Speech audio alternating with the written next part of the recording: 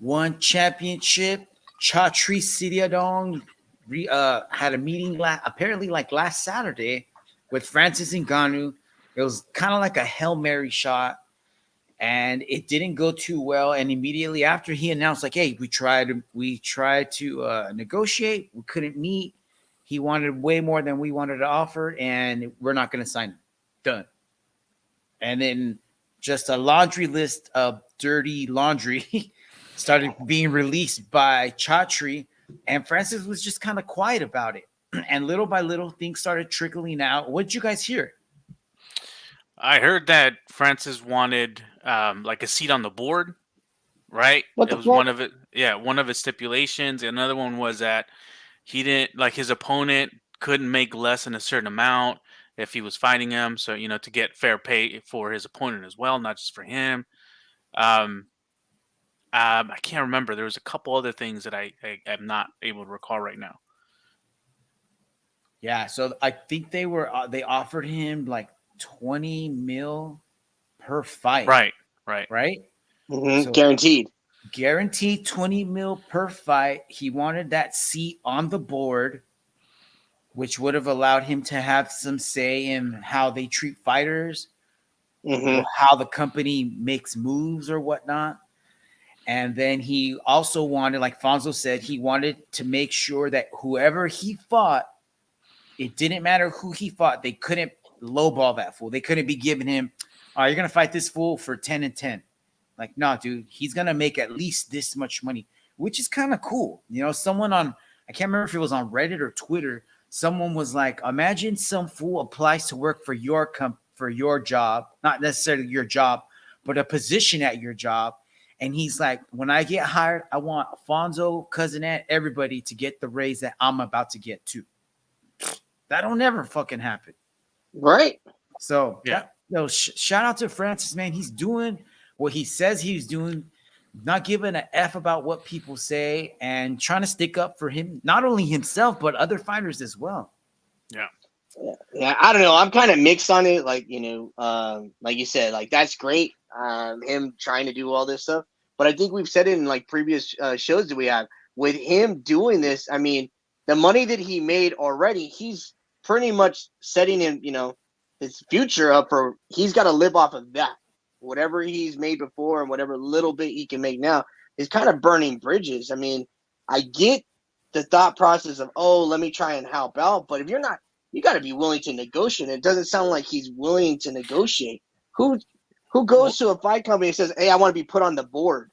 If I get hired by you, like, come on, it's a business. At the end of the day, it's a business. At the end of the day, like, if you're going to be working, you got to, nothing can be. It has to be given to you. Like, all right, hey, you're a fighter. You've done great. We want to hire you. All right, we're going to bring in another fighter. Well, they got to work their way up to getting to that. I know. I kind of see both sides of the coin on this one. I'm for it, man. I think that if you don't ask for it, you're never going to get it. So if he says this and they're willing to negotiate, how about, okay, you're a fighter, fool. We can't put you on the board of directors. Obviously, right. That's a conflict of interest. How about we assign a fighter rep on the board of directors, and you guys have one-on-one with that fool, like, you know what I mean? Maybe something along those lines. As far as the fighter pay goes, I think it doesn't seem like he wants to negotiate, because this is the second. I mean, he tried. Well, he went did to negotiation. I was going to say he ended up making a deal with somebody. He signed with. Who did he sign with? I believe the rumor is he signed with P.F.L. Right. So the rumor is he already had signed he had a deal with P.F.L., but he had told one that he would meet with them. So he told them, "Hey, I got this deal, but if you guys want to meet, I'll meet." And I guess the P.F.L. deal is probably better, or it gives him more options or more things off of his checklist than anyone else has offered. It was but like they're probably more willing to give those things, being the PFL. I mean, who really even watches the PFL? I mean, how high are they up there? So they're gonna be like, yeah, let's go just so we can get this name, and then later on we'll go and we'll tax everyone else. Someone's got to pay the bill. Well, someone might end up getting murdered. So yeah. Somebody better call an ambulance, but not for Francis. Seriously, man. So I don't know if it was Luke Thomas. I think it might have been Luke Thomas talking about, if he signs with ONE FC, there might be like 1 or 2 matchups for him there. Otherwise, he's just going to blow everybody out of the water.